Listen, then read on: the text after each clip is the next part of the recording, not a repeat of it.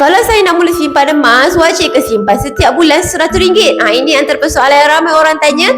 Pastikan tengok video ini untuk tahu. Jangan lupa juga like dan save untuk rujukan tuan-puan pada masa akan datang.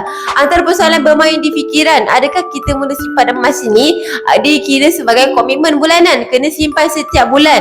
Sebenarnya simpan emas dekat public gold ni tak ada komitmen bulanan. Kita boleh tambah ikut bajet kita. Boleh tambah pada bila-bila waktu kita ada duit lebih untuk menyimpan. So kalau bulan ini tuan-puan dah mula simpan emas, sebagai contohnya bulan depan tuan-puan perlu pakai duit banyak untuk raya dan sebagainya, betul? So tak cukup untuk menyimpan pada bulan depan. Tak mengapa, tak ada penalti yang dikenakan dan sebagainya. Akaun tuan-puan masih lagi aktif. So tuan-puan tak perlu risau apabila ada saja bajet bulan seterusnya, terus tambah simpanan emas tuan-puan. Pastikan kalau ada duit lebih terus tambah.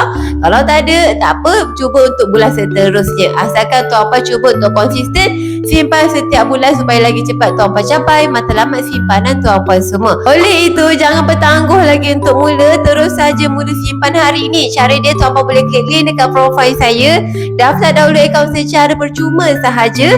Kemudian tuan-puan boleh terus mulakan simpanan emas tuan-puan dengan serendah RM100. Dan ingat, kena konsisten simpan setiap bulan baru tuan-puan capai matlamat simpanan tuan-puan dengan lebih cepat. Oleh itu, tak perlu risau apabila simpan emas ni bukanlah komitmen bulanan, boleh tambah pada bila-bila waktu kita ada duit lebih. Akhir kata, macam biasalah, senangnya nak simpan emas.